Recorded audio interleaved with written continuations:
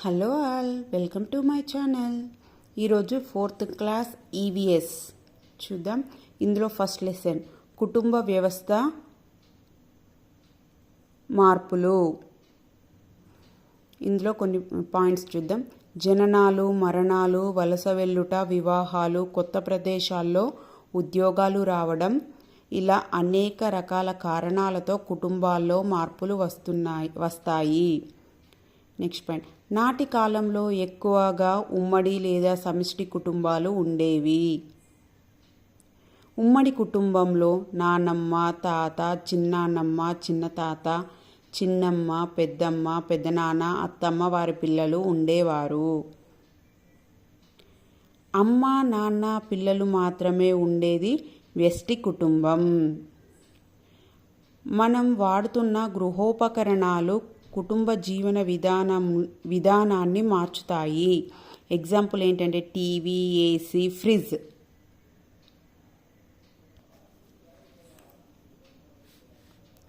Next point, వలసలు వెళ్ళడం, భూకంపాలు, వరదలు వంటి అంశాలు కూడా కుటుంబాలలో మార్పులు కలిగిస్తాయి. నెక్స్ట్ పాయింట్, కుటుంబ సభ్యుల వలసకు కారణాలు వ్యాపారం, చదువులు, బ్రతుకుదెరువు పనులు, ఉద్యోగాలలో బదిలీలు, ఉద్యోగాలలో ప్రమోషన్లు. నెక్స్ట్ ఏంటంటే ఉమ్మడి కుటుంబం వలన ప్రయోజనాలు. ఉమ్మడి కుటుంబం వలన పిల్లలకు వృద్ధులు తోడుగా ఉంటారు. నెక్స్ట్ పాయింట్ ఏంటంటే పిల్లలకు వృద్ధులు కథలు, తెలియని విషయాలు చెప్తారు.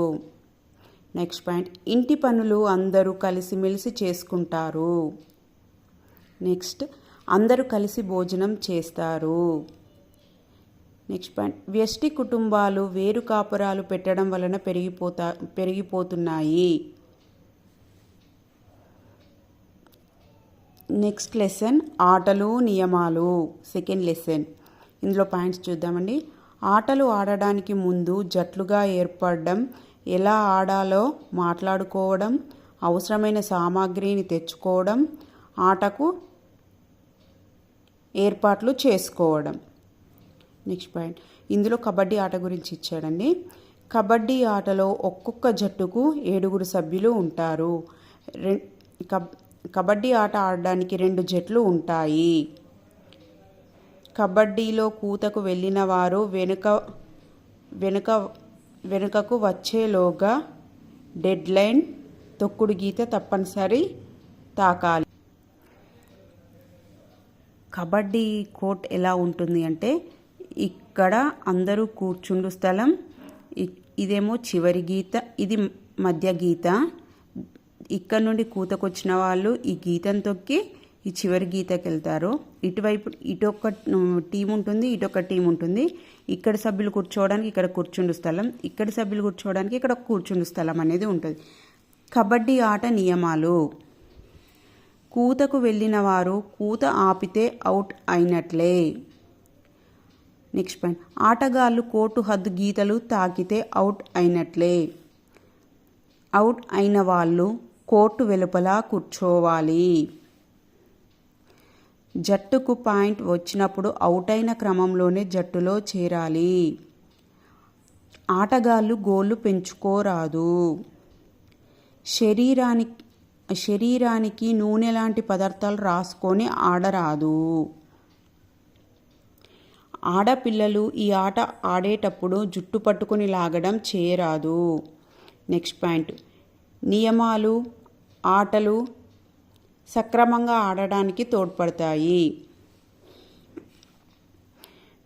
రోడ్డుపై ప్రమాదాలను నివారించుటకు రోడ్డు నియమాలు ఉంటాయి. అదే రెడ్ లైట్ వెలిగినప్పుడు స్టాప్, ఆరెంజ్ లైట్ వెలిగినప్పుడు ready to go, green light అన్నప్పుడు గో. ఈ మూడింటిని కలిపి సిగ్నలింగ్ సిస్టమ్ అంటారు. ఈ సిగ్నలింగ్ సిస్టమ్ అనేది రద్దీ సమయంలో వాహనాలు ఎక్కడికక్కడ ఆగకుండా ఉండడానికి ఉపయోగపడతాయి. రోడ్డుపై వెళ్ళేవారు లెఫ్ట్ సైడ్ మాత్రమే నడవాలి అనేది ఇదొక రూలు. కాలినడకన వెళ్ళేవారు రోడ్డుని చారలు గీసి ఉన్న చోట మాత్రమే దాటాలి. దీనినే జీబ్రా క్రాసింగ్ అంటారు. నెక్స్ట్ పాయింట్, వాహనాలు తక్కువ వేగంతో వెళ్తాయి మరియు ప్రమాదాలు కూడా జరగకుండా ఉపయోగపడతాయి. తర్వాత స్కూల్ రూల్స్. ప్రార్థనా టైంకి హెడ్ మాస్టర్, టీచర్స్, పిల్లలందరూ హాజరవ్వడం. నెక్స్ట్ పాయింట్, టైం టేబుల్ ప్రకారం క్లాసెస్, ఆటలు, మిడ్ డే మీల్స్, నెలకొకసారి పేరెంట్స్ టీచర్ మీటింగ్ పెట్టాలి. ఆడపిల్లలు అష్టాచెమ్మ, తొక్కుడు బిళ్ళ, వామనగుంటల ఆటలు ఆడతారు. మగపిల్లలు క్రికెట్, ఫుట్బాల్ ఆడతారు.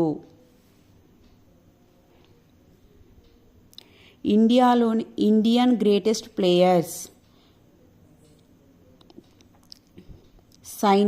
Saina Nehwal badminton, Viswanathan Anand chess, Koneru Humpy chess, Gagan Narang shooting, Mithali Raj cricket, Mary Kom boxer, Karnam Malleswari weight lifting, Sania Mirza tennis.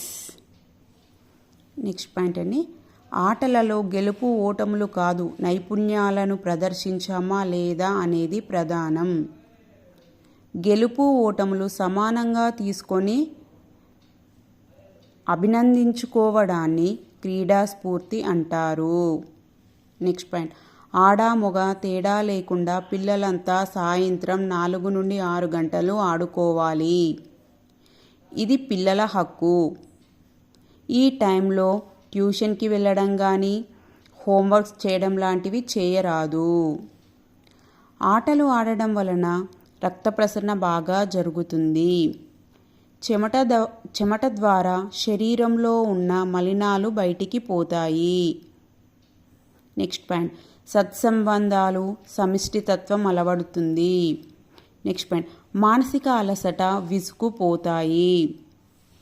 ప్రతిరోజు ఆటలు ఆడడం వలన శరీరం దృఢంగా, ఆరోగ్యంగా తయారవుతుంది. ఉబకాయం రాదు.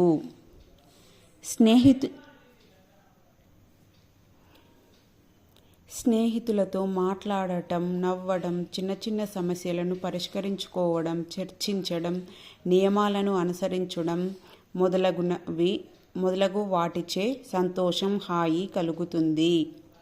ప్రతి 3 నెలలకు ఒకసారి పాఠశాలలో జరిగే ఆటల పోటీల్లో పాల్గొనాలి. 2011లో మన దేశ క్రికెట్ జట్టు ప్రపంచ కప్ గెలిచింది. ఇంతటితో సెకండ్ లెసన్ కంప్లీట్ అండి. ఇప్పుడు థర్డ్ లెసన్, రకరకాల జంతువులు. జంతువుల యొక్క కళ్ళు, చెవులు, ముక్కు, తోక, కాళ్ళు వంటి అవయవాల నిర్మాణంలో అనేక తేడాలు కనిపిస్తాయి. నెక్స్ట్ పాయింట్, జింక, ఏనుగు, పులి, బర్రె, జిరాఫీ వీటికి చెవులు బయటికి కనిపిస్తాయి. బల్లి, పాము, చేప, బాతు వంటి వాటికి చెవులు బయటికి కనబడవు. పక్షుల యొక్క చెవులు బయటకు కనబడవు. పక్షులకు తలకిరువైపులా 2 రంధ్రాలు ఉంటాయి. ఇవి ఈకలతో కప్పి ఉంటాయి. అవేంటంటే వినడానికి సహాయపడతాయి. పాములో చెవులు చేసే పనిని చర్మం చేస్తుంది. చర్మం ద్వారానే అలికిడి, ధ్వని గుర్తిస్తాయి. చర్మం బాడీలోని అవయవాలన్నింటికి రక్షణ కల్పిస్తుంది. కొన్ని జంతువులు చర్మంపై వెంట్రుకలు, మరికొన్నింటిపై ఈకలు ఉంటాయి. చెవులు బయటికి కనబడే జంతువులు పిల్లల్ని కంటాయి. అందుకే వీటిని శిశోత్పాదకాలు అంటారు. చెవులు బయటికి కనబడని శరీరంపై వెంట్రుకలు ఉండవో అలాంటివి గుడ్లు పెడతాయి. కాబట్టి వీటిని అండోత్పాదకాలు అంటారు. జంతువుల యొక్క చర్మం, వెంట్రుకలు జంతువులను చలి, వేడి నుండి కాపాడతాయి. నెక్స్ట్ పాయింట్, జంతువుల చర్మం చెప్పులు, డోలు వంటి వాయిద్యాల తయారీకి ఉపయోగిస్తారు.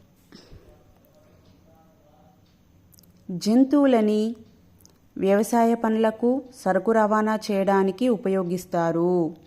మన రాష్ట్ర జంతువు జింక. తెలంగాణలో నల్లమల అడవుల్లో జింకలు ఎక్కువగా కనిపిస్తున్నాయి. పెద్ద పులి మన దేశ జాతీయ జంతువు. ఇంతటితో థర్డ్ లెసన్ కంప్లీట్స్. ఇప్పుడు ఫోర్త్ లెసన్, జంతువుల జీవన విధానం, జీవ వైవిధ్యం. ఈ లెసన్లో పాయింట్స్, ఏనుగులు గుంపుల్లో నివసిస్తాయి. ఒక్కో గుంపులో 10 నుండి 12 ఏనుగులు మరియు వాటి పిల్లలు కూడా ఉంటాయి. నెక్స్ట్ పాయింట్, గుంపులో ఎక్కువ ఆడ ఏనుగులే ఉంటాయి. మగ ఏనుగులు చిన్నగా ఉన్నప్పుడు గుంపులోనే ఉండి 15 సంవత్సరాలు రాగానే గుంపు నుండి వేరవుతాయి. నెక్స్ట్ పాయింట్, పెద్ద వయసున్న ఆడ ఏనుగు నాయకత్వం వహిస్తుంది ఈ గుంపుకి. ఇది ఉదయాన్నే పెద్దగా గీంకారించి ఆహారం కోసం బయలుదేరుతుంది. ఆకులు, చిన్న కొమ్మలని తింటాయి పిల్లలు. గుంపు జీవనం వలన పిల్లల్ని రక్షించడం, ఆహారం వెతకడం, శత్రువుల్ని భయపెట్టడం ద్వారా రక్షణ పొందుతాయి. నేషనల్ జియోగ్రఫిక్ ఛానల్ మరియు డిస్కవరీ ఛానళ్ళు జంతువుల జీవన విధానాన్ని గురించి చూపిస్తున్నాయి. పెద్ద పులులు బాగా వేటాడగలవు. పక్షులు జంతువుల సమూహంలో గుంపులుగా జీవిస్తూ ఉంటాయి. దీని వలన శత్రువుల నుండి రక్షణ కలుగుతుంది.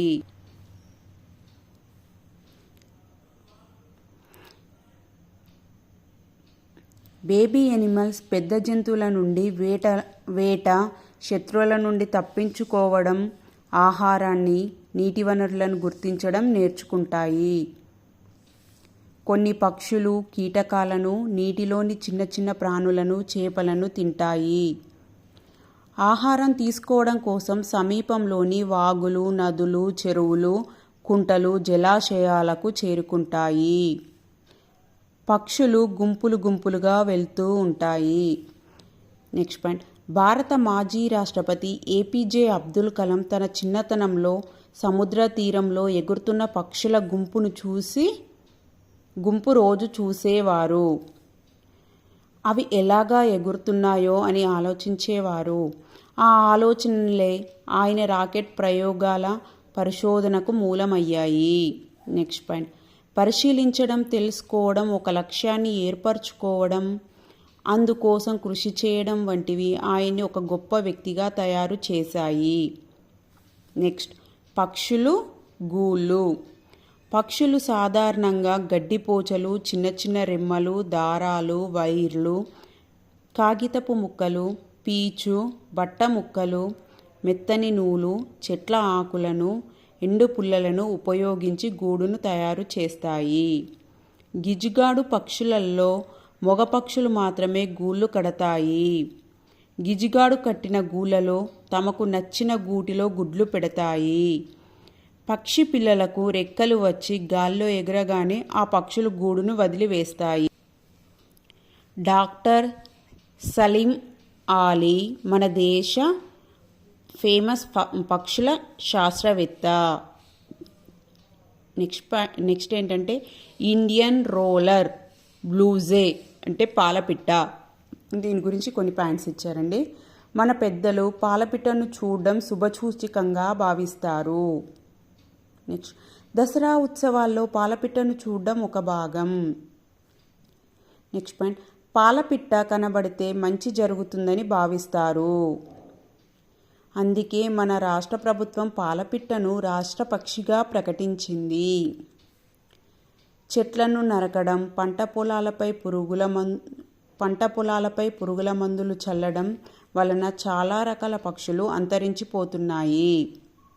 Next point, cell phone towers నుండి వచ్చే రేడియేషన్ వలన కూడా పిచ్చుకలు అంతరించిపోతున్నాయి. ఆడ కందిరీగలు మాత్రమే గూడు కడతాయి. మగ కందిరీగలు గుంపులుగా కలిసి జీవిస్తాయి. తేనెటీగలు తేనె పట్టును తయారు చేసుకుంటాయి. నెక్స్ట్ పాయింట్, తేనెటీగలు గుంపులుగా కలిసి జీవించడాన్నే సామూహిక జీవనం అంటారు. తేనెటీగలు పువ్వుల నుంచి తీయటి స్రావాన్ని అంటే మకరందం సేకరించి తేనెను తయారు చేస్తాయి. నెక్స్ట్, తేనెటీగల్ని కందిరీగలు వంటివి గూళ్ళను కదిలిస్తే వెంటనే మనుషులపై దాడి చేస్తాయి. వాటి కొండితో కుట్టి విషం లాంటి పదార్థాన్ని శరీరంలోకి పంపుతాయి. నెక్స్ట్ పాయింట్ ఏంటంటే చీమలు సంఘజీవనంలో ఆదర్శప్రాయులు. చీమలు పనులు చేయడంలో పనులను డివైడ్ చేసుకొని క్రమశిక్షణతో పనిచేస్తాయి. చీమలు 3 రకాలుగా ఉంటాయి. ఒకటి కూలి చీమలు, 2 మొగ చీమలు, 3 రాణి చీమలు. కూలి చీమలు ఏం చేస్తాయంటే గుడ్లను రక్షించుట. వీటి యొక్క పని ఏంటంటే కూలి చీమల పని గుడ్లను రక్షించుట, చిన్నపిల్లలకు ఆహారం అందించడం, గూడు కట్టడం, మరమ్మతులు చేయడం. అదే రాణి చీమల యొక్క పని ఏంటంటే రాణి చీమలు అనేవి గుడ్లు పెడతాయి. ఓకే, చీమలు మట్టితో చిన్న పుట్టలుగా గూడును కట్టుకుంటాయి. గూడులో ఒక్కొక్క ప్రదేశాన్ని ఒక్కో రకమైన పనికి వాడతాయి. చీమలు ఆహారంని దవడతో ముక్కలు చేస్తాయి. చీమలు గూడు నుండి దూరం వెళ్ళేప్పుడు ఒక రకమైన వాసనిచ్చే పదార్థాన్ని వదులుతూ పోతాయి. అదే దారి వెంట గూడును చేరుతాయి. చీమ తన బరువు కంటే సుమారు 50 రెట్ల పదార్థం మోయగలుగుతుంది. కీటకాలన్నిటికీ 6 కాళ్ళుంటాయి. చీమలకు కూడా 6 కాళ్ళుంటాయి. చీమ తలపైన గల 2 పీలర్స్ అంటే ఏంటీన లాంటివి ఉంటాయి. పీలర్స్ అనగా ఆహారం ఎక్కడ ఉందో కనుగొనుటకు ఇతర చీమలకు సమాచారం అందించడానికి ఉపయోగపడతాయి. ఒక ప్రదేశంలో ఉండే వివిధ రకాలైన జంతువులు, పక్షులు, కీటకాలు, మొక్కలు, చెట్లు మొదలైన వాటన్నింటినీ కలిపి జీవ వైవిధ్యం అంటారు. జీవ వైవిధ్యం అనేది అడవులలో ఎక్కువగా ఉంటుంది. నెక్స్ట్, మొక్కలు, జంతువులు, పక్షులు, కొండలు, వాగులు, నదులు, పర్వతాలు, సముద్రాలు వంటివి అన్నీ జీవావరణంలో భాగమే. Next point, carbon dioxide, carbon monoxide వాయువులు వాతావరణంలోని మార్పులకు కారణమవుతున్నాయి. నెక్స్ట్ పాయింట్, ఇది జీవ వైవిధ్యానికి ముప్పును కలిగిస్తుంది. దీని వలన గాలి, నీరు, ఉష్ణోగ్రతలు, సముద్రపు జీవులు, సముద్ర నీటి మట్టం మున్నగునవి ప్రభావితం అవుతున్నాయి. నెక్స్ట్ పాయింట్, భూమిపై జీవ వైవిధ్యం కొన్ని మిలియన్ సంవత్సరాల క్రితం ఉద్భవించింది. ఓకే, ఇప్పుడు ఇందులో నాగరీకరణ, పరిశ్రమల ఏర్పాటు, మానవ నిర్లక్ష్యం వలన ఏమవుతున్నాయంటే చెట్లు, మొక్కలు, జంతువులు, వన్యప్రాణులు కనుమరుగవుతున్నాయి. జీవజాతులు అంతరించిపోతున్నాయి. నెక్స్ట్ పాయింట్, జీవ వైవిధ్యం సమతుల్యత దెబ్బతింటుంది. జీవ వైవిధ్యాన్ని కాపాడినప్పుడే మానవ మనుగడకు ఇబ్బంది ఉండదు. అడవులు నరకడం వలన మన దేశంలో ఒకప్పుడున్న వేలల్లో ఉన్న పెద్ద పులులు, సింహాలు వంటి జంతువుల యొక్క ఉనికికి ప్రమాదం ఏర్పడింది. తెల్ల పులులు అంతరించిపోతున్నాయి. ఇంతటితో 4th లెసన్ కంప్లీట్. ఇప్పుడు 5th లెసన్, మన చుట్టూ ఉండే మొక్కలు. కొన్ని మొక్కల కాండాలు బలహీనంగా ఉండడం వల్ల పందిళ్ళపై, చెట్లపై ఏదో ఒక ఆధారంపై పెరుగుతాయి. ఇవి తీగ మొక్కలు లేదా ఎగబారే మొక్కలు అంటారు. ఎగ్జాంపుల్ మల్లె, బీర, కాకర. కొన్ని మొక్కలు మొదలు భాగం నుండి ఎక్కువ కొమ్మలు రావడం వలన గుబురుగా కనిపిస్తాయి. వీటిని పొదలు. పొదలకు ఎగ్జాంపుల్ గులాబీ, గన్నేరు. కొన్ని పెద్దగా విశాలంగా పెరుగుతాయి. వీటిని వృక్షాలు అంటారు. ఎగ్జాంపుల్ ఏంటంటే మామిడి, రావి, చింత. నెక్స్ట్ పాయింట్, వీటి కాండం దృఢంగా పొడవుగా ఉండి నీడను కలపను ఇస్తాయి. మొక్కలో సాధారణంగా వేర్లు, కాండం, ఆకులు, పువ్వులు, కాయలు వంటి భాగాలు ఉంటాయి. ఈ మొక్కలో ఉండే వేర్లు భూమి లోపల ఉంటాయి. ఆకులు, పువ్వులు, కాయలు అనేవి భూమి పైన ఉంటాయి. ఇంటికి పూజ గది ఎలాగో మొక్కకు వేర్లు కూడా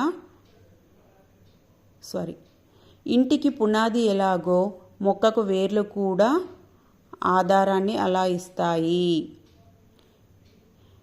నిటారుగా ఉండడానికి తోడ్పడతాయి. వేర్ల ద్వారానే మొక్కలకు నీరు, పోషక పదార్థాలు అందుతాయి. నెక్స్ట్ ఏంటంటే కాండం గురించి. నేల పైభాగాన పెరిగే మొక్క భాగం కాండం. కాండం నుండి కొమ్మలు, ఆకులు, పువ్వులు, కాయలు మొదలైన భాగాలు ఏర్పడతాయి. మొక్కల కాండాలన్నీ ఒకేలా ఉండవు. నెక్స్ట్ పాయింట్, కొన్ని మొక్కల కాండాలు మెత్తగా, గరుకుగా ముళ్ళుంటాయి.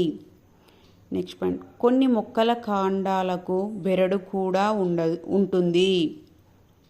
నెక్స్ట్ పాయింట్, కొన్ని మొక్కల కాండాలు మొక్క నిలబడడానికి బలాన్ని ఇస్తాయి. నెక్స్ట్, వేర్లు గ్రహించిన నీటిని మరియు పోషక పదార్థాలను మొక్క యొక్క అన్ని భాగాలకు కాండమే సరఫరా చేస్తుంది. నెక్స్ట్, మొక్కలకు వేర్లు, కాండంతో పాటు ఆకులు, పూలు కూడా ఉంటాయి. నెక్స్ట్ పాయింట్ ఏంటంటే ఆకులు ఆకుపచ్చ రంగులో ఉండడానికి కారణం దానిలో ఉన్న పత్రహరితం అనే పదార్థం. నెక్స్ట్ పాయింట్ ఏంటంటే మొక్కలోని ఆకుల్లో ఆహారం తయారు అవుతుంది. సూర్యుడి నుండి వచ్చే కాంతి ఒక శక్తి. ఆ శక్తిని ఆకులు గ్రహించి ఆహారాన్ని తయారు చేసుకుంటాయి. దీన్ని గింజలు, కాయలు, దుంపలు మొదలైనవి నిల్వ చేసుకుంటాయి. నెక్స్ట్ పాయింట్, పండ్లు, కూరగాయలన్నీ మొక్కల నుండే వస్తాయి. మొక్కల నుండి విత్తనాల నుండి విత్తనానికి మూలమయ్యే పువ్వు. కొన్ని పువ్వులు కాయలుగాను, పండ్లుగాను మారతాయి. పూల నుండి పరిమళ ద్రవ్యాలు తయారు చేస్తారు.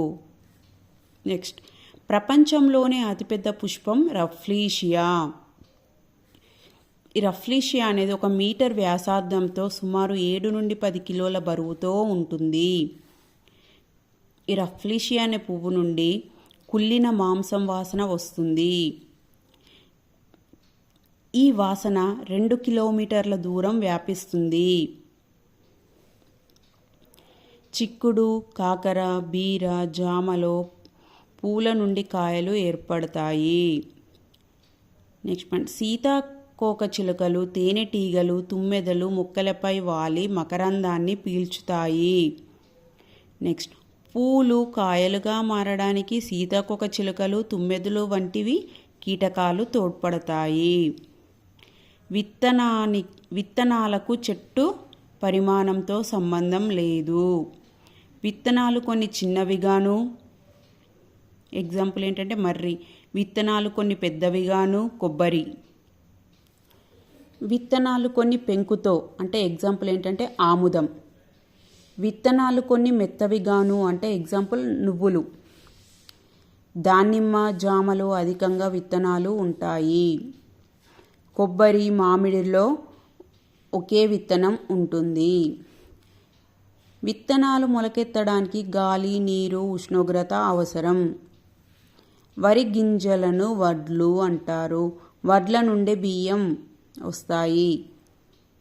చింతపండు విత్తనాల పెంకు గట్టిగా ఉంటుంది. ధనియా విత్తనాల పెంకు మెత్తగా ఉంటుంది. జంతు కళేబరాలు, రాలిన ఆకులు, జంతు విసర్జకాలు అన్నీ నేలలో గల సూక్ష్మజీవుల వల్ల కుళ్ళిపోయి నేలను సారవంతం చేస్తాయి. వానపామును రైతు మిత్రుడు అంటారు. నెక్స్ట్ పార్థీనియం అంటే వయ్యారి భామ. దానికి మరో పేరు వయ్యారి భామ.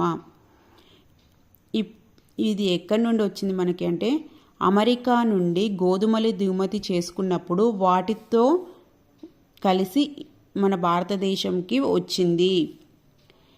ఎక్కడ పడితే అక్కడ విపరీతంగా పెరుగుతుంది. దీని పుప్పొడి వలన ఊపిరితిత్తులు, చర్మ సంబంధ వ్యాధులు వస్తాయి. గింజలు గాలికి కొట్టుకుపోయి చెట్టు నుండి దూరంగా వెళ్ళి మరో చోట పడి మొలకెత్తి పెరుగుతాయి. ఉదాహరణ ఏంటంటే జిల్లేడు, పల్లేరు, తేలుకొండికాయలు జంతువుల వెంట్రుకలకు అంటుకొని అవి వెళ్ళే ప్రాంతాల్లో పడి కొత్త మొక్కలు మొలకొస్తాయి. కొన్ని మొక్క కాయలు ఎండి వెదజల్లబడతాయి. నెక్స్ట్ పాయింట్, కొన్ని విత్తనాలు నీళ్ళ ద్వారా కొట్టుకొని పోయి ఒడ్డుకు చేరుతాయి. విత్తనాలు ఒక చోటు నుండి ఇంకో చోటికి గాలి, నీరు, జంతువుల ద్వారా వ్యాపిస్తాయి. వివిధ రకాల మొక్కల ఉత్పత్తి కేంద్రాలనే నర్సరీలు అంటారు.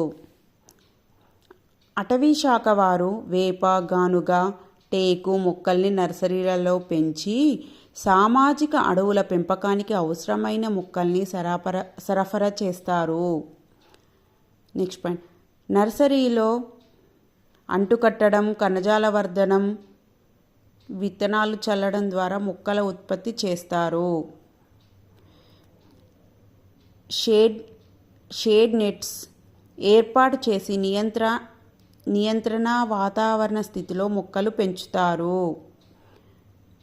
నెక్స్ట్ పాయింట్, మైదాన, ఎడారి, శీతల, తేమ ప్రాంతాల్లో పెరిగే వేలాది రకాల మొక్కలు ఒకచోట పెరగడం అనేది ఒక రకమైన జీవన వైవిధ్యం. ఇంతవరకు 5th లెసన్ కంప్లీట్ అండి. ఇప్పుడు 6th లెసన్ దారి తెలుసుకుందాం.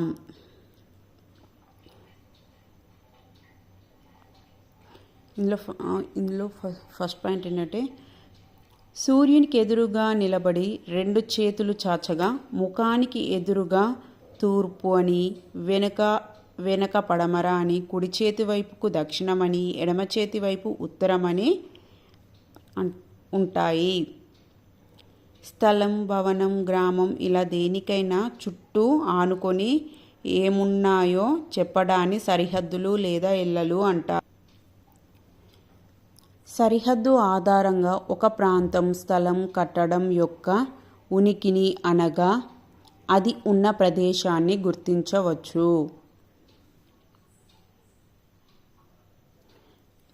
ఇప్పుడు దిక్కులు చూద్దామండి. పేపర్ పైన గీస్తే పై వైపున తూర్పు,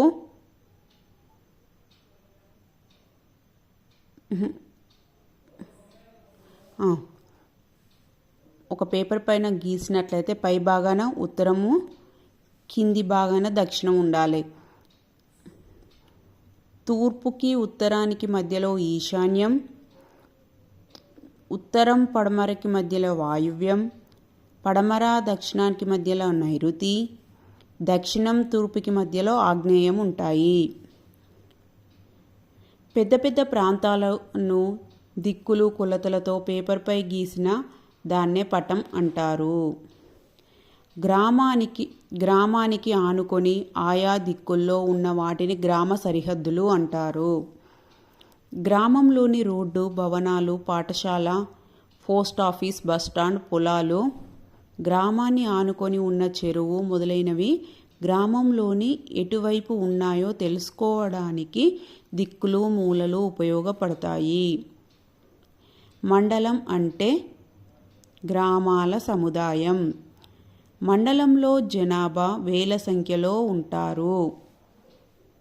మండల పరిషత్ కార్యాలయం, తహసీల్దార్ కార్యాలయం, ప్రాథమిక ఆరోగ్య కేంద్రం, పోలీస్ స్టేషన్, వ్యవసాయ శాఖ కార్యాలయం, విద్యుత్ శాఖ కార్యాలయం మొదలగునవి ఉంటాయి మండల పరిధిలో. మంచిర్యాల జిల్లాలో 18 మండలాలు ఉన్నాయి. జిల్లా కేంద్రంలో జిల్లా కలెక్టర్ కార్యాలయం, జిల్లా పరిషత్ కార్యాలయం, జిల్లా హాస్పిటల్ ఉంటుంది. తెలంగాణలో 33 జిల్లాలు ఉన్నాయి.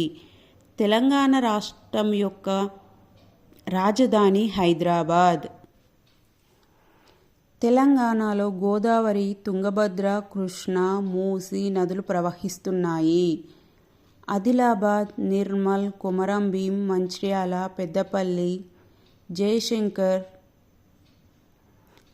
మహబూబ్ నగర్, భద్రాద్రి, నాగర్ కర్నూల్లో అడవులు విస్తరించి ఉన్నాయి.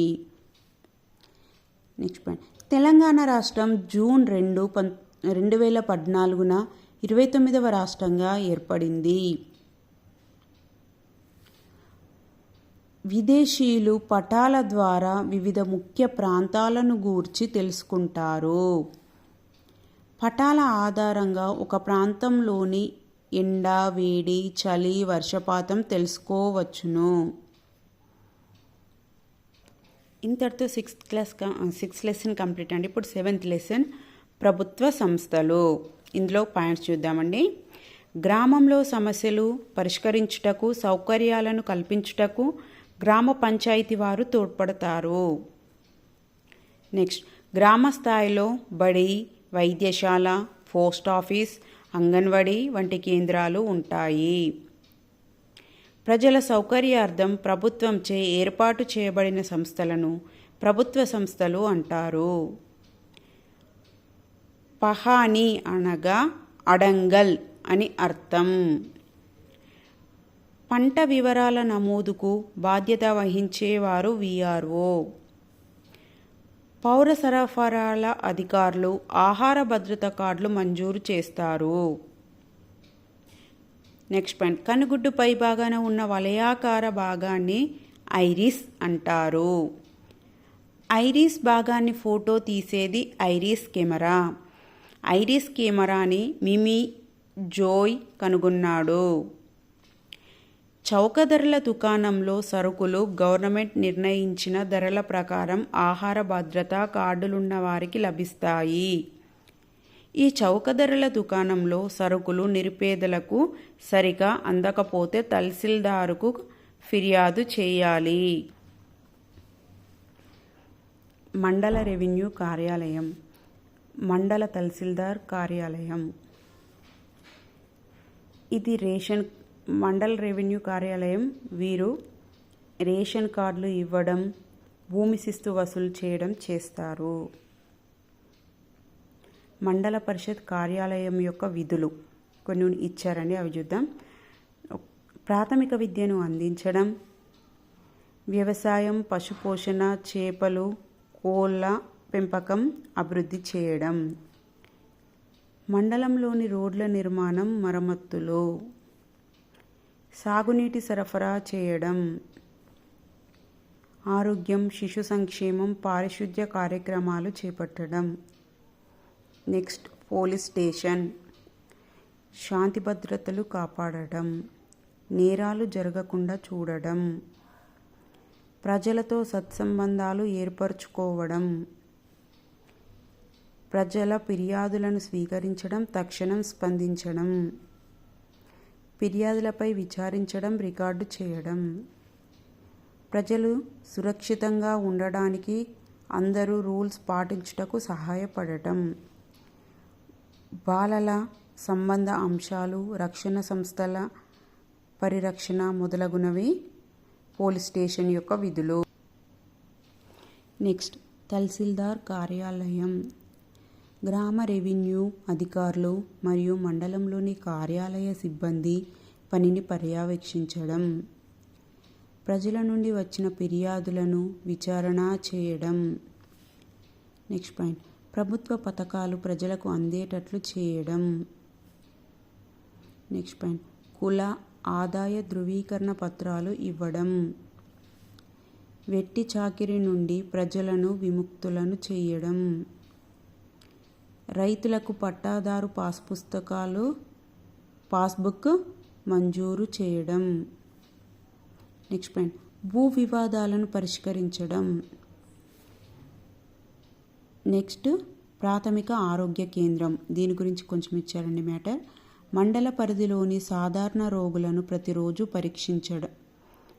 పరిరక్షించడం, ఆరోగ్య ఉప కేంద్రాల నిర్వహణ పర్యవేక్షించడం, జాతీయ ఆరోగ్య కార్యక్రమాలను మండలంలో అమలు చేయటం, మాతా శిశు సంరక్షణ కింద కాన్పులు ప్రాంతీయ ఆరోగ్య కేంద్రంలో చేయటం, రోగాల తీవ్రతను బట్టి రోగులను జిల్లా ఆసుపత్రికి సిఫారసు చేయడం మొదలగునవి ప్రాథమిక ఆరోగ్య కేంద్రం యొక్క విధులు. నెక్స్ట్, బ్యాంక్ యొక్క విధులు.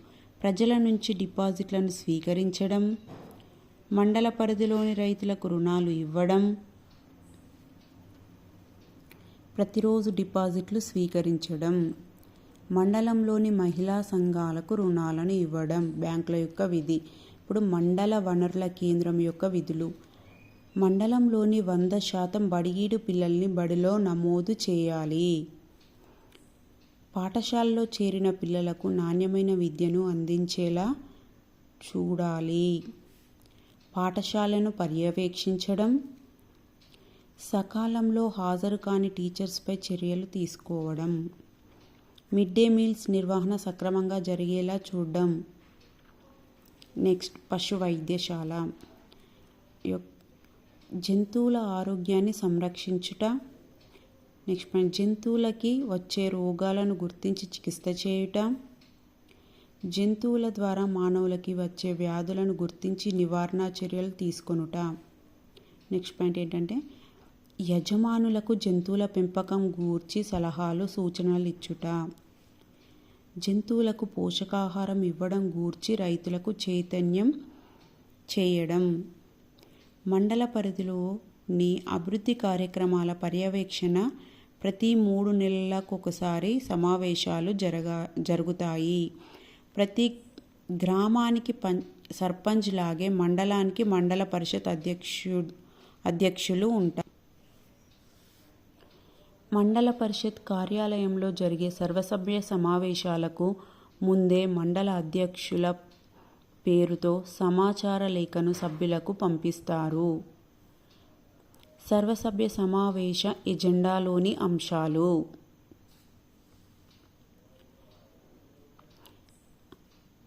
వ్యవసాయం, పశుసంవర్ధక పనితీరు, పెన్షన్లు, మంచినీటి పథకం, పండ్ల తోటలు, ప్రాథమిక విద్య, నీటి నిల్వ పరిరక్షణ, ప్రాథమిక ఆరోగ్య కేంద్రం పనితీరు, గృహ నిర్మాణం, రోడ్లు, భవనాలు, బాలల రక్షణ అంశాలు, పంచాయతీరాజ్ గ్రామీణ అభివృద్ధి,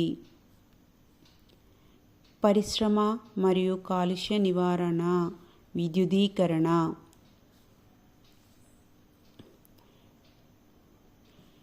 ఇతర అంశాలు అధ్యక్షుల అనుమతితో చర్చించడం జరుగుతుంది. అనారోగ్యం వస్తే 108కి కాల్ చేయాలి. ఆరోగ్యశ్రీతో ఉచిత వైద్య సేవలు చేయడం జరుగుతుంది. ఆరోగ్యశ్రీ రావాలంటే తెల్ల రేషన్ కార్డ్ ఉండాలి. ప్రభుత్వ సంస్థలు వాటి నిర్వహణ మరియు వివిధ పనులకై ఖర్చు కోసం చేసే డబ్బు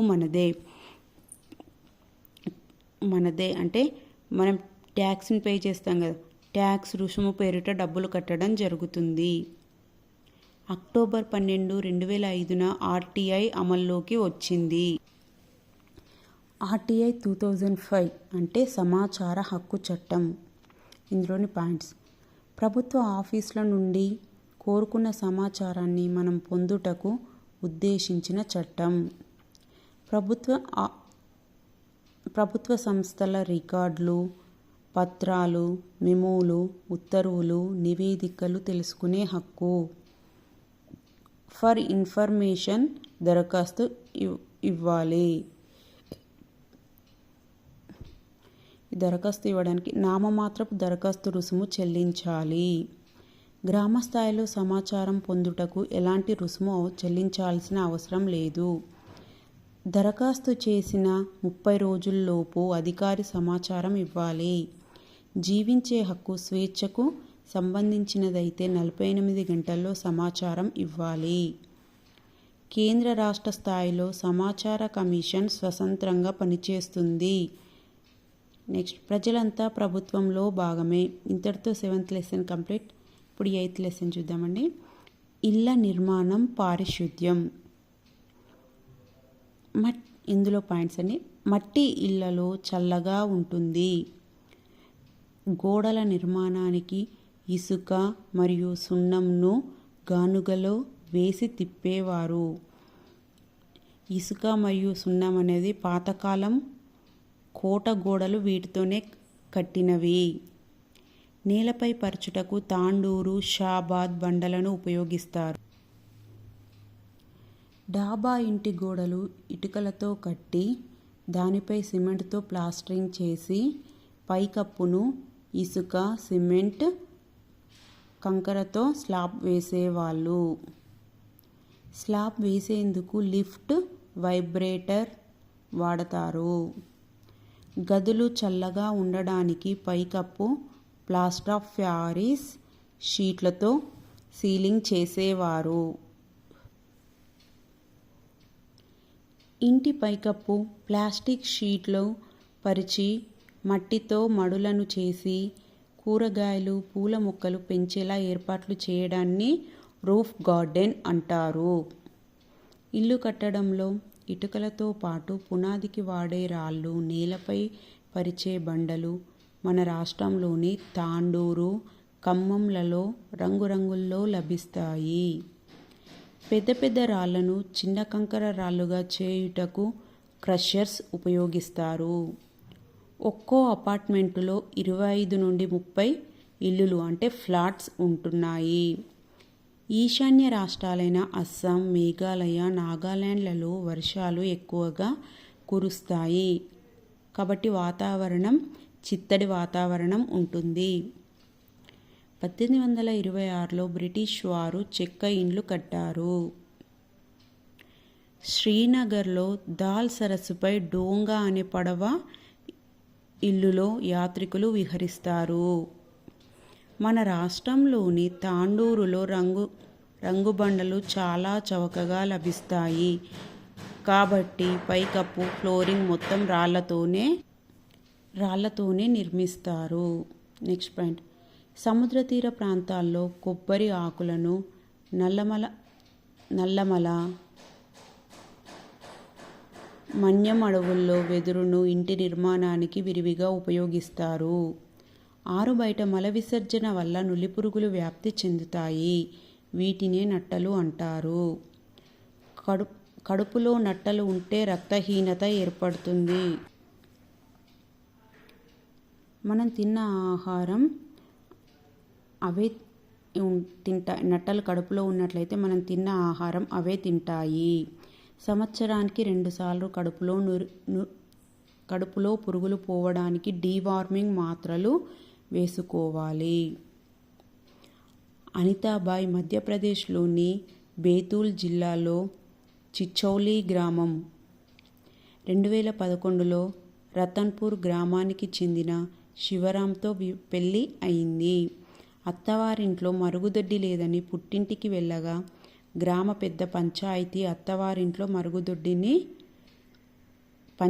చేసి అత్తవారింట్లో మరుగుదొడ్డిని కట్టించారు. నెక్స్ట్ పాయింట్, అనితాబాయి పారిశుద్ధ్య విప్లవానికి కారకురాలైంది. ఇందుకు గాను కేంద్ర ప్రభుత్వం అనితాబాయికి సులభ్ శానిటేషన్ అవార్డు కింద 5 లక్షల చెక్కును అందించింది. నాటి రాష్ట్రపతి ప్రతిభా పాటిల్, ప్రధానమంత్రి మన్మోహన్ సింగ్ కూడా ఆమెను అభినందించారు. 100% పారిశుద్ధ్యం ఉన్న గ్రామానికి నిర్మల్ పురస్కార్ అవార్డు లభిస్తుంది. దీన్ని రాష్ట్రపతి చేతుల మీదుగా బహుకరిస్తారు. నెక్స్ట్ పాయింట్, ఆరోగ్యానికి అపరిశుభ్రత ప్రథమ శత్రువు. చెత్త రెండు రకాలు: తడి చెత్త, పొడి చెత్త. తడి చెత్త త్వరగా కుళ్ళిపోయి మట్టిలో కలుస్తుంది కాబట్టి దీన్ని కంపోస్ట్ గుంతలో వేయాలి. 2 పొడి చెత్త రీసైకిల్ చేసే అవకాశం ఉంటుంది. చండీగఢ్లో లేఖ్చంద్ అనే వ్యక్తి ప్రజలు పారేసిన చెత్తను సేకరించి దాన్ని నిర్మాణ సామగ్రిగా మార్చి అందమైన రాక్ గార్డెన్ నిర్మించాడు. నెక్స్ట్, పర్యావరణ పరిరక్షణకు 3 సూత్రాలు. చెత్తను తగ్గించడం. కావలసిన వస్తువులను తగిన మోతాదులో కొని దాన్ని పూర్తిగా వాడడం ద్వారా చెత్తను తగ్గించవచ్చు. నెక్స్ట్ పాయింట్, ప్లాస్టిక్ నీటి గ్లాసులు, ప్లేట్లు, ప్లాస్టిక్ సంచులు, ప్లాస్టిక్ టీ గ్లాసులు, ప్లాస్టిక్ చెంచాల వంటివి వాడకూడదు. నెక్స్ట్ పాయింట్, ప్లాస్టిక్కి బదులుగా స్టీలు, లోహంతో చేసిన వాటిని వాడాలి. నెక్స్ట్, తిరిగి వాడడం. పరికరాలను రిపేరు లేదా రీఫిల్లింగ్ చేసి వాడాలి. సంచులు, కవర్లు వంటివి పారేయకుండా తిరిగి వాడవచ్చు. రీసైక్లింగ్. ఇందులో పాయింట్స్: ఇనుము, ప్లాస్టిక్, గాజు, కాగితం, ఎలక్ట్రిక్ పరికరాలను ప్రాసెసింగ్ చేసి మళ్ళీ కొత్త వస్తువులుగా తయారు చేస్తారు. ఇంతటితో 8th లెసన్ కంప్లీట్. ఇప్పుడు 9th లెసన్ చూద్దామండి. మా ఊరు మా చెరువు. పల్లీలను వేరుశనగలు అని, తైదలు అంటే రాగులు అని అర్థం. చెరువు నిండి నీరు పోవుటను మత్తడి లేదా అలుగు అంటారు.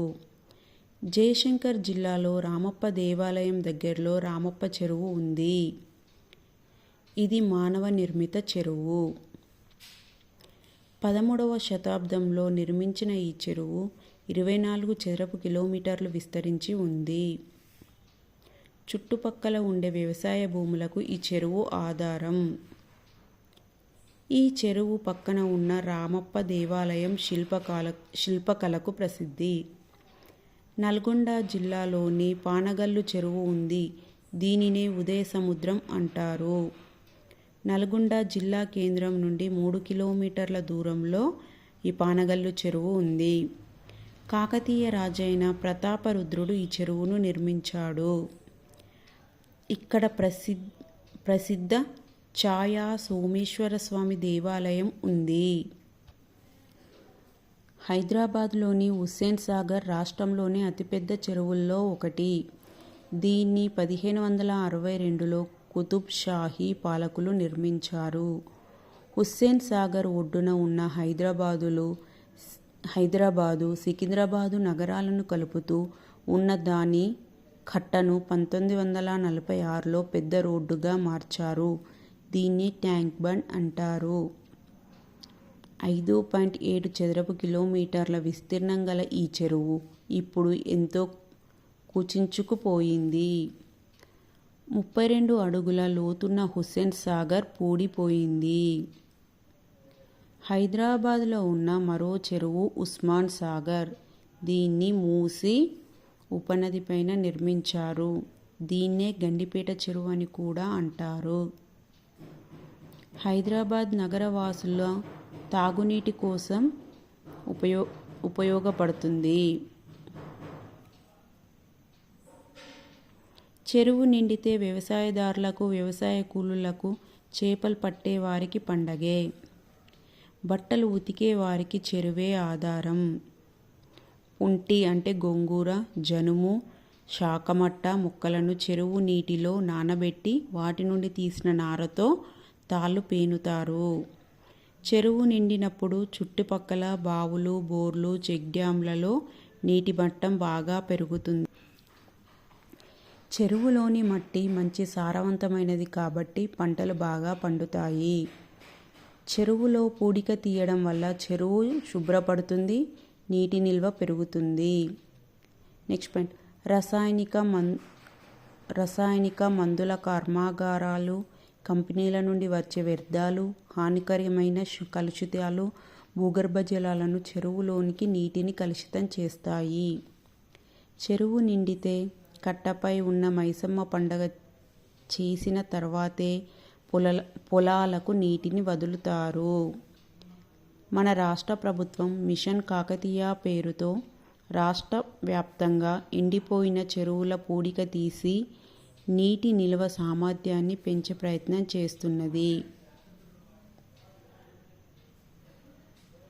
రాజస్థాన్ రాష్ట్రంలోని ఉదయ్పూర్ నగరాన్ని సరస్సుల నగరం, సిటీ ఆఫ్ లేక్స్ అంటారు.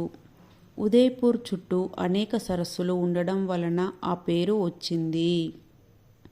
ఉదయ్పూర్లోని అన్ని సరస్సులలో పిచోలా సరస్సు ప్రముఖమైనది. 1362లో బంజారాలు నిర్మించారు. మహారాజు ఉదయ్ సింగ్ సరస్సును అభివృద్ధి పరిచాడు. ఉదయ్పూర్ నగర రాజభవనాలన్నీ సరస్సుల ఒడ్డున నిర్మించారు. అందులో జగ్ నివాస్, సిటీ ప్యాలెస్ ముఖ్యమైనవి. ఇంతటితో 9th లెసన్ కంప్లీట్. ఇప్పుడు 10th లెసన్ మన ఆహారం మన ఆరోగ్యం. ప్రతి పాఠశాలలో పిల్లలకు సరైన పోషకాహారం అందించాలని సుప్రీంకోర్టు చెప్పింది. అప్పటి నుండి మధ్యాహ్న భోజనాన్ని అన్ని ప్రభుత్వ పాఠశాలల్లో పిల్లలందరికీ పెడుతున్నారు. కూరగాయలు, మాంసం, చేప ముక్కలు తగినంత ఉప్పు కలిపి ఎండబెట్టి నిల్వ చేసి అవసరమైనప్పుడు వాడుకుంటారు. వీటినే ఒరుగులు అంటారు. Next Janata fridge. జనతా ఫ్రిడ్జ్ని ఎలా తయారు చేసుకోవాలో చూద్దాం. ఒక దాంట్లో ఒకటి ఈమిడే 2 మట్టి పాత్రలు లేదా సిమెంట్ తొట్టెలు తీసుకోవాలి. పెద్ద తొట్టెలో 2 నుండి 5 సెంటీమీటర్ల ఇసుక పోసి చిన్న తొట్టి అందులో ఉంచాలి. ఇసుకను నీటితో నింపాలి. లోపల పండ్లు, కూరగాయలు ఉంచాలి. వాటిపై తడిసిన జనపనార సంచి కానీ మందపాటి గుడ్డను కానీ కప్పాలి. తడి ఆరకుండా రోజు 3 నుండి 4 సార్లు నీళ్లు చిలకరిస్తూ ఉండాలి. ఫ్రిడ్జ్లను కొనేటప్పుడు 5 నక్షత్రాల గుర్తు ఉన్నదాన్ని కొనడం మంచిది. ఇది తక్కువ విద్యుత్తును వినియోగించుకుంటున్నాయి. ప్లాస్టిక్ నేలలో కరిగిపోవుటకు లక్షల సంవత్సరాలు పడుతుంది. ప్లాస్టిక్ వలన భూకాలుష్యం జరుగుతుంది. ప్లాస్టిక్ భూమిని సారవంతం చేసే సూక్ష్మజీవులను అడ్డుపడుతుంది. మర్రి, మోదుగ ఆకులతో విస్తరాకులు తయారు చేస్తారు. బియ్యం, పప్పులు ఉన్న సంచులలో, డబ్బాలలో వేప ఆకులు వేస్తే పురుగులను అరికట్టవచ్చును. ఇంతటితో 10th లెసన్ కంప్లీట్. ఇప్పుడు 11th lesson. Next lesson 11th. ఊరు నుండి ఢిల్లీకి. బస్లో మెషిన్ ద్వారా టికెట్లు ఇస్తున్నారు ఇప్పుడు. దీనిని టిమ్స్ అంటారు. టిమ్స్ అంటే టికెట్ ఇష్యూయింగ్ మిషన్ సిస్టమ్. మన రాష్ట్రంలో తెలంగాణ రోడ్డు రవాణా సంస్థ వారు బస్సులు నడుపుతున్నారు. ఆర్డినరీ అంటే Palle Velugu, express, deluxe, super luxury, గరుడ, ఇంద్ర రకరకాల బస్సులు ఉంటున్నాయి. రిజర్వేషన్, ఆన్లైన్ బుకింగ్ సౌకర్యంతో ముందే టికెట్ బుక్ చేసుకోవచ్చు. వనితా కార్డ్, నవ్య క్యాట్ కార్డ్ ఉన్నవారికి ప్రయాణ ధరలో 10% రాయితీ కూడా ఇస్తారు. వికలాంగులకు కూడా రాయితీ ఉంటుంది. టికెట్ లేకుండా ప్రయాణం చేస్తే అందుకు 500 జరిమానా లేదా 6 నెలల జైలు శిక్ష. జీబ్రా క్రాసింగ్ వద్ద తెల్లటి చారలు ఉన్న దగ్గర నుండి మాత్రమే రోడ్డు క్రాస్ చేయాలి. పాదచారులు జీబ్రా క్రాసింగ్ వద్ద మాత్రమే రోడ్డు క్రాస్ చేయాలి. స్పీడ్ బ్రేకర్స్ వద్ద వాహనాలను నెమ్మదిగా నడపాలి. వాహనాలు నడిపేటప్పుడు పాటించాల్సిన కొన్ని నియమాలు. సెల్ ఫోన్ మాట్లాడుతూ వాహనం నడపరాదు. ద్విచక్ర వాహనంపై వెళ్ళేవారు తప్పక హెల్మెట్ ధరించాలి. కారు డ్రైవింగ్ చేసేవారికి, కూర్చున్న వారికి సీట్ బెల్ట్ తప్పనిసరి. ఇయర్ ఫోన్లు పాటలు వింటూ వాహనం నడపరాదు. ఏ వాహనంలోనైనా ఎక్కువ మంది ఎక్కి ప్రయాణించరాదు. ఇతర వాహనాలను ఓవర్టేక్ చేయరాదు. వెనుక వాహనాలకు సూచనలు ఇవ్వకుండా కుడి ఎడమలకు తిరగరాదు. రోడ్డు నియమాలను పాటించాలి, సిగ్నల్స్ ఆధారంగానే ప్రయాణించాలి. రైలు టికెట్ల తనిఖీ చేసే వ్యక్తిని టీసీ అంటారు. టీసీ అంటే టికెట్ కలెక్టర్. మన రాష్ట్రంలో దక్షిణ మధ్య రైల్వే సంస్థ నిర్వహిస్తుంది. Telangana express, Bengaluru express, Sampark Kranti express, Kakatiya express, intercity express, Tungabhadra express, Singareni express, Rajdhani express ఇవన్నీ ట్రైన్స్ యొక్క పేరు. నెక్స్ట్ లెసన్ అండి, భారతదేశ చరిత్ర సంస్కృతి. ఆదిమ మానవులు సంచార జీవనం చేసేవారు. కొండ గుహల్లోనూ చెట్ల తొర్రలోనూ నివసించేవారు.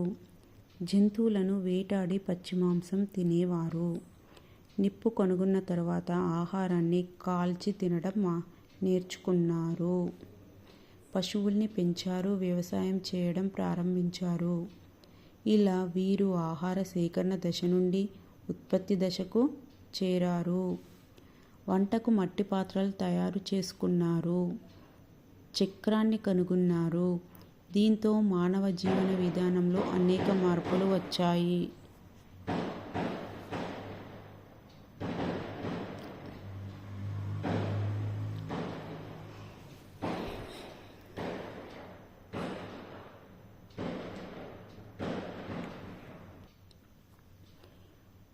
పూర్వకాలం నుండి జరిగిన అనేక సంఘటనలు ప్రజల జీవన విధానంలో వచ్చిన మార్పులను గురించి తెలియజేసేదే చరిత్ర. బ్రిటిష్కి చెందిన సర్ జాన్ మార్షల్ 1921 నుండి 22 సంవత్సరంలో సింధు నది ప్రాంతంలో తవ్వకాలు జరిపారు. ఈ తవ్వకాల వలన సింధు నాగరికత బయటపడింది. సింధు హరప్ప నాగరికత అనేది పట్టణ నాగరికత. హరప్ప ప్రజల ముఖ్య వృత్తి వ్యవసాయం. గోధుమ, బార్లీ ప్రధాన ఆహార పంటలు. రాగి, కంచు, సీసం, తగరం, లోహాలతో రకరకాల వస్తువులు తయారు చేసేవారు. వీరు పశ్చిమ ఆసియా, ఈజిప్ట్ దేశాలతో వర్తకం చేసేవారు. వీరి ప్రధాన రేవు పట్టణం లోతాల్. వీరు ప్రధానంగా అమ్మ తల్లి పశుపతిని పూజించేవారు. వీరి లిపి బొమ్మల లిపి. భారతదేశ చరిత్ర తెలుసుకోవడానికి తవ్వకాలు, కట్టడాలు, నిర్మాణాలు, వస్తు ప్రదర్శనశాలలు, శిలాశాసనాలు, గ్రంథాలు ఉపయోగపడతాయి. పురాతన కాలం నాటి వస్తు అవశేషాలను సేకరించి ఒకచోట భద్రపరుస్తారు. వీటినే చారిత్రక మ్యూజియంలు అంటారు. ఇలాంటిదే హైదరాబాద్లోని సాలార్జంగ్ మ్యూజియం. గిరిజన ప్రదర్శనశాల శ్రీశైలంలో ఉంది. మన సంస్కృతి, సాంప్రదాయాలు, వారసత్వ సంపద తెలుసుకోవడానికి మ్యూజియంలు ఉపయోగపడతాయి. వ్రాత ప్రతుల ద్వారా కూడా మనం చరిత్ర తెలుసుకోవచ్చు. ధరించే దుస్తులు, భాష, పండగలు, ఉత్సవాలు, పండించే పంటలు, తినే ఆహారం, ఆడే ఆటలు, పాడే పాటలు సంస్కృతిని తెలిపే అంశాలు. నెక్స్ట్ పాయింట్, అద్భుతమైన మన శిల్పకళ నైపుణ్యంతో విలసిల్లే కట్టడాలు, దేవాలయాలు, సంగీతం, నాట్యం, చిత్రలేఖనం, పురాణాలు, ఇతిహాసాలు మన వారసత్వ సంపద. భారతదేశ చరిత్రను తెలిపే కొన్ని కట్టడాలు. సారనాథ్ స్తూపం. ఇందులో కొన్ని పాయింట్. సారనాథ్ స్తూపంను అశోక చక్రవర్తి నిర్మించారు. ఇటుక లేదా రాయితో నిర్మించిన ఘనమైన గుమ్మటం ఆకారంలో గల నిర్మాణాన్ని స్తూపం అంటారు. ఉత్తరప్రదేశ్లోని వారణాసి దగ్గర ఉన్న సారనాథ్లో ఉంది. ఇది అతి ప్రాచీన కట్టడం. నెక్స్ట్, సారనాథ్లోని అశోకుని స్తూపం. ఇది నిలువుగా ఉన్న రాతి స్తంభం. వారణాసి సమీపంలోని చూనార్ నుండి తవ్వి తీసిన ఇటుక రాయితో రూపొందించారు. దీనిపై 4 సింహాలు చెక్కి ఉంటాయి. సారనాథ్ స్తూపంపై 4 సింహాలు చెక్కి ఉంటాయి. ఈ సారనాథ్ స్తూపంలో శిలాస్తంభంలో రాజస్థాన్ శిల్పకళ ఉంటుంది. నెక్స్ట్ తెలంగాణ అమరవీరుల స్తూపం. దీంట్లో తెలంగాణ అమరవీరుల స్తూపం హైదరాబాద్లో అసెంబ్లీకి ఎదురుగా ఉన్నది. 1969లో తెలంగాణ రాష్ట్ర ఉద్యమంలో అమరులైన వారి గుర్తుగా కట్టారు. ఇది తెలంగాణ ఉద్యమ స్ఫూర్తిని ఎల్లప్పుడూ గుర్తు చేసే స్తూపం. నెక్స్ట్ కుతుబ్ మినార్ మన దేశ రాజధాని అయిన ఢిల్లీలో ఉంది. దీని యొక్క ఎత్తు 72.5 మీటర్స్. కుతుబుద్దీన్ ఐబక్ ప్రారంభిస్తే ఇల్టుట్మిష్ నిర్మాణం పూర్తి చేశారు. నెక్స్ట్ ఎర్రకోట మన దేశ రాజధాని ఢిల్లీలో ఉంది. ఎర్రకోట పైన ఇండిపెండెన్స్ డే రోజు ఫ్లాగ్ హోస్టింగ్ చేస్తారు. దీన్ని ఎర్ర రాయితో నిర్మించారు. దీనిలో పర్షియన్, భారతీయ నిర్మాణ శైలులు రెండు స్పష్టంగా కనిపిస్తాయి. నెక్స్ట్ వన్ చార్మినార్ హైదరాబాద్లో ఉంది. దీన్ని 1991లో నిర్మించారు. చార్మినార్ యొక్క ఎత్తు 58 మీటర్స్. చార్మినార్కి 4 సైడ్స్ 4 పిల్లర్స్ ఉంటాయి. నెక్స్ట్ 1000 స్తంభాల గుడి. 1000 స్తంభాల గుడి వరంగల్లో ఉంది. ఇది కాకతీయుల కాలం నాటి శివాలయం. అద్భుత శిల సంపదకు నిలయం 1000 స్తంభాల. భారతదేశ చరిత్రలోని కొందరు ప్రముఖులు. అందులో ఒకరు అశోకుడు. మౌర్య సామ్రాజ్య స్థాపకుడు చంద్రగుప్తుని మనవడు. కళింగ యుద్ధం తర్వాత బౌద్ధ మతం స్వీకరించాడు. అహింసా మార్గం ప్రబోధిస్తూ బౌద్ధ మత వ్యాప్తికి, ప్రజా సంక్షేమానికి కృషి చేశాడు. మన జాతీయ పతాకంలో ధర్మచక్రం అశోకుడు నిర్మించిన సారనాథ్ స్తూపం నుండి తీసుకున్నదే. నెక్స్ట్ చంద్రగుప్త విక్రమాదిత్యుడు. గుప్త వంశంలోని విక్రమాదిత్యుడు సుప్రసిద్ధుడు. క్రీస్తు శకం 320లో శ్రీగుప్తుడు గుప్త సామ్రాజ్యాన్ని స్థాపించాడు. చంద్రగుప్తుని ఆస్థానంలో నవరత్నాలు కవులుండేవారు. వీరిలో కాళిదాసు గొప్ప కవి. ఎల్లోరా గుహలు గుప్తుల కాలానివే. వీరి కాలంలో శిల్పకళ, చిత్రకళ చాలా అభివృద్ధి చెందాయి. నెక్స్ట్ గణపతి దేవుడు, రుద్రమదేవి. గణపతి దేవుడు, ఇతని కుమార్తె రుద్రమదేవి కాకతీయులలో ప్రసిద్ధి చెందినవారు. తెలుగు భాష మాట్లాడే వారందరినీ ఏకం చేశారు.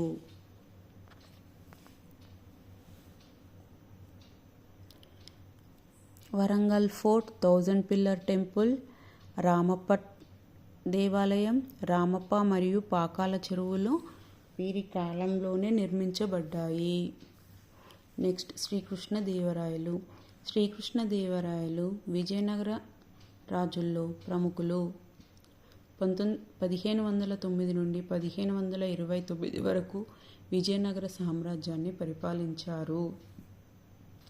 అష్టదిగ్గజాలు వీరి ఆస్థానంలో ఉండేవారు. శ్రీకృష్ణదేవరాయలు స్వయంగా కవి. ఈయనే అముక్తమాల్యద గ్రంథం రాశారు. దేశ భాషలందు తెలుగు లెస్స అని కూడా చెప్పారు శ్రీకృష్ణదేవరాయలు.